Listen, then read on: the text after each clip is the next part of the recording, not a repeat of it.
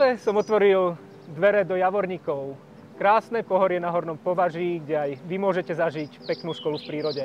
Poďme sa spolu pozrieť, ako to tu vyzerá. Posedenie na takejto terase si užijú učitelia aj žiaci. Započúvajte sa do štebotu vtáčikov, šumu potoka a užite si pobyt v Javorníkoch.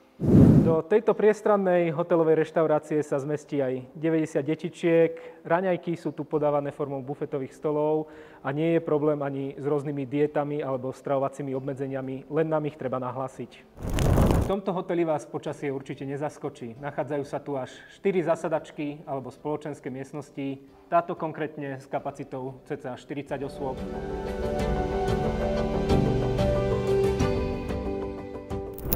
Do druhej, menšej spoločenskej miestnosti sa zmestí približne 20 detí.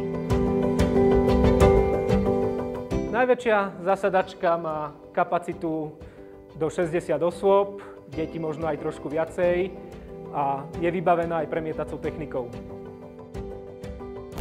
Hotel má kapacitu až 120 lôžok, čakajú vás tu takéto pekné moderné izby, ktoré sú buď dvojlôžkové alebo spojené rodinné izby, prípadne pre pedagógov a animátorov sú aj apartmány.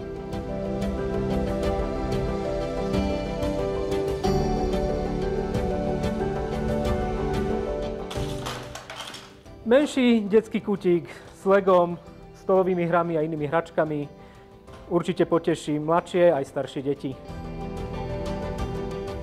V hoteli si navzájom nebude prekážať ani viacero skupín. Napríklad tento priestor môžete využiť na spoločenské aktivity alebo večernú diskotéku.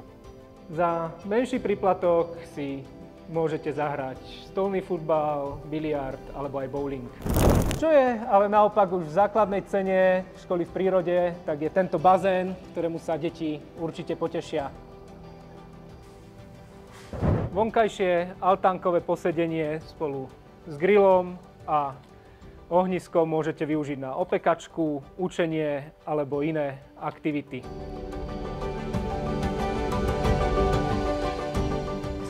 V okolí hotela je dostatok priestoru na hry a spoznávanie. Deti sa tu určite nebudú nudiť. K hotelu patrí aj ihrisko s dvojbalovou sieťou a futbalovými bránami. Videli ste, ako to vyzerá na škole v prírode v Podjavorníku. Nám sa tu veľmi páči, určite sa bude aj vám.